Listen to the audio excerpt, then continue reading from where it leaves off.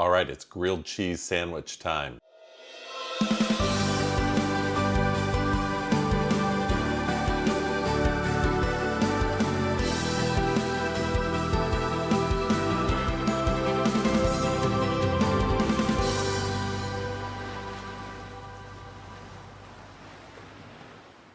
I get asked all the time on the comments, what about grilled cheese? And in the earlier models, the SP101, the 8-in-1, without the sear plate, just the cookie sheet sort of tray, I wouldn't have bothered. But the sear plate, let's give this a try and see how it works. I imagine it's going to be wonderful.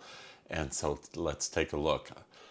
I'm going to make two varieties here, a standard white bread and processed cheese. And then I'm making more of a gourmet one using Dave's Killer Bread Good Seed with brie, bacon, and avocado. So that sounds yummy. Let's get this going. Okay, to use the griddle feature, we're going to set this up on the mode dual heat, sear crisp. We're going to set the temperature at 375. I always go the wrong direction. 375, and the time doesn't really matter to set, but I guess if you don't want to, if you do want to walk away and not have it just burn everything, let's go ahead and set it at 8 minutes. I suspect it's going to be done sooner than that though, but we want to go ahead and preheat it to get the griddle, the sear crisp, the sear tray heated up nicely, and so just press start. Now, to get the sear tray properly heated, the preheat does take a little longer than just the normal baking. And so you've got to be prepared for that. It takes a few minutes to get that really nice and hot. Okay, it's still preheating, almost done. I didn't see anywhere in the manual what the purpose of these dots are, or hash marks rather. The spacing of them, the pattern of two separated, two close, single. I don't know if there's meaning to that, but that's what the designers have chosen to do. If any of you know what that's for, maybe I missed it in the manual, go ahead and leave that in the comments, because frankly I'm a little curious myself here. Okay, the thing about the griddle and items you would generally do, you're going to want to turn them over mid-process. And so for safety on pulling that out, make sure you use, if you're using your hands, use good rated pot holders or oven mitts.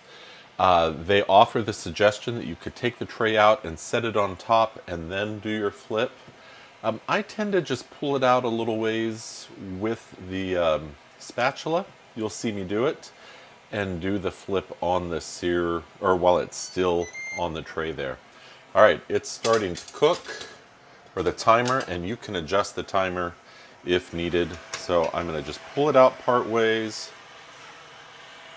get the sandwich and put it right on there. You can hear the sizzle. Push it back in. All right.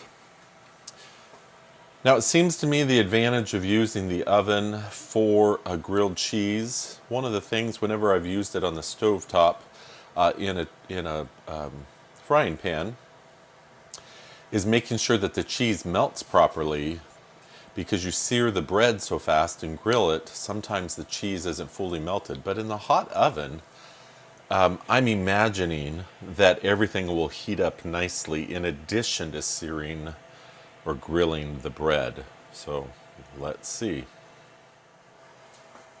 All right, I am just guessing that it's going to be time to flip it.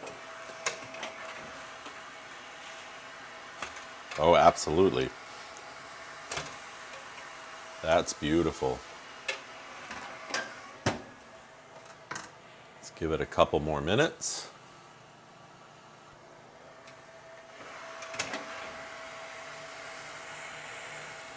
All right, we're done.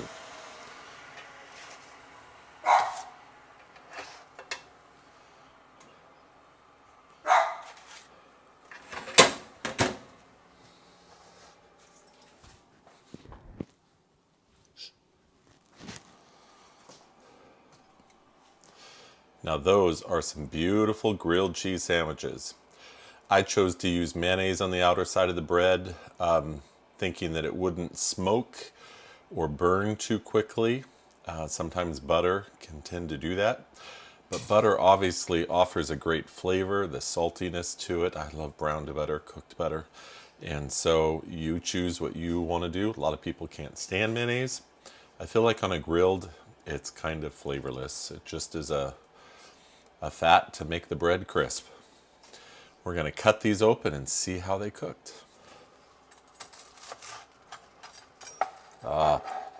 Perfect. Look at that. Cheese is fully melted and pouring out of there. You actually might want to let it cool down a little bit before cutting, just so you don't lose all your cheese. But it makes for great video, right? And then look at that. That's a beautiful sandwich. Oh, cheese is melted fully. The avocado is nice and warm. I love warm avocado. Bacon. Can't wait to try those. Well, there you go. Grilled cheese works nicely. It is simple and easy. And you could do, if you had this size bread, you could easily do 4 at one time on that sear plate if you're doing it for a family, bunch of children. Get your bowls of tomato soup ready and you're good to go.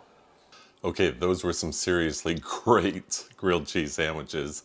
I hope you enjoyed watching, and we'll continue to watch the series as I share how to make different types of foods using the different features on the Foodi oven, the Smart Flip oven, SP3, whatever. The Ninja Flip Foodi. It's a great oven with lots of different features, and it's successful with the grilled cheese. As I already stated, one of the advantages to using the Foodi oven instead of a frying pan or a griddle is that you get the external heat, the surrounding heat that makes sure that the cheese gets melted fully. I've made grilled cheese before and I thought perhaps I had the frying pan too hot, but I felt like the bread was crisping and grilling and getting on the verge of burning, and so I would take it off, but then the cheese wasn't fully melted. So this solved that problem. You do have to watch it, obviously, because you can't see it as easily, so you have to be careful. It's okay to open the oven and kind of lift up the corner and check every once in a while, but it cooks pretty fast at 375 on that sear plate. It doesn't take long. So be mindful of that and watch that. Thank you for watching. I hope that you are liking and subscribing. I really hope you're liking and subscribing. And if you're finding me from the Foodi reviews and the cooking series that we're doing, that's awesome. Thank you for being here. But I do a lot of other type of content, lifestyle vlogging, Disney, art. And so please check out all my videos, and that would be wonderful. Thank you for being here. Bye-bye.